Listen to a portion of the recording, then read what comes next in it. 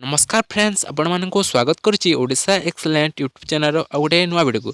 So friends जदि आपण मैंने सुभद्राज टंका एपर्यंत पाई ना आपण मैंने सुभद्राज टंका चतुर्थ पर्यायर पाइबापी अपेक्षा करते आपण निहाती भाव वीडियो को संपूर्ण जाए देखिए। देखो सुभद्राज टंका पाइबापी बर्तमान देख 3 मास होबारे बीतला। देखो बर्तमान सुभद्राज टंका 2024 जाए 2025 आरंभ हो सारे। देखो सुभद्राज टंका बर्तमान 2025 मिलवाई जाऊँगा चतुर्थ पर्यायर आपण पाइबापी बहुत सारा लोक आशा करछंती। किंतु जदि भी आपणकर सुभद्रा योजना टंका कौन त्रुटि रही आप सुभद्रा योजना टंका पाई पारिबे नाही।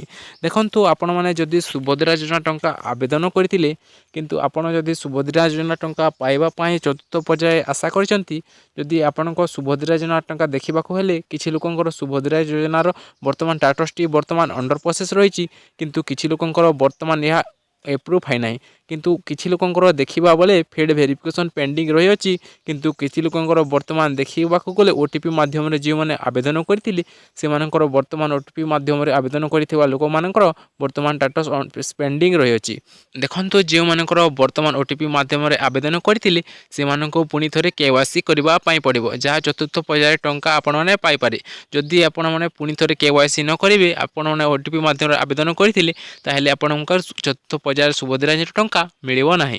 यदि आपणकर एटारे बायोमेट्रिक ऑप्शन टी अछि ताहेले आपनको पुनी थरे केवाईसी करबा पई पड़िबो नाही। एवं जो मानकर स्टेटसटी वर्तमान सुधा अंडर प्रोसेस रही अछि वर्तमान सा किछि दिन पूर्व वेरिफिकेशन करा जिवो जहा द्वारा आपनको स्टेटसटी वर्तमान एप्रूव हेबा परे आपनको सुभद्रा योजना चतुर्थ पर्यायर टंका मिलिबो बोली एने सूचना दिचंती उपमुख्यमंत्री प्रभाती परिडा। यदि आपण माने सुभद्रा योजना वर्तमान सुधा पेंडिंग रही अछि कि आपनको अंडर प्रोसेस रही अछि ताहेले आपण माने निहाती भाबे आपनको यो किबा आपनको अंगनवाड़ी कर्मचारी आपनको जांच करिबा द्वारा आपनको किछि दिन पूर्व आपनको वेरिफिकेशन करा जिवो जहा द्वारा आपनको सुभद्रा योजना चतुर्थ पर्यायर टंका पाइबे बोली सूचना मिली अछि। एवं जो मैंने अप आउट ऑप्शन को क्लिक करी फॉर्म टी सबमिट कर वर्तमान समाधान कर दी उपमुख्यमंत्री प्रभाती परिडा। वर्तमान अंडर प्रोसेस देखा गले यह केवल जनकर समस्या नुहे यह बड़ 25 ରୁ 26 लोकंर वर्तमान समस्या रही है।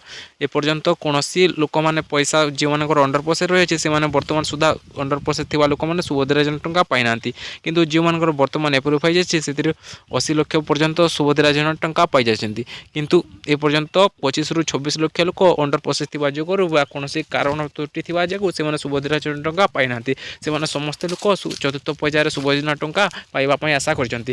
किंतु आपण मैंने जदि सुभद्रा योजना टंका चतुर्थ पर्यायर टंका पाइबापी आशा करछंती तो निहाती भावे आपण मानको ये वीडियोटी हेल्पफुल होइतिबो। तो निहाती भावे वीडियो को लाइक करने चैनल नुआ कर आसी चैनल को निहाती भावे सब्सक्राइब कर देबे। एमिति वीडियो आम चैनल सर्वप्रथम वीडियो गुडी अपलोड होता है।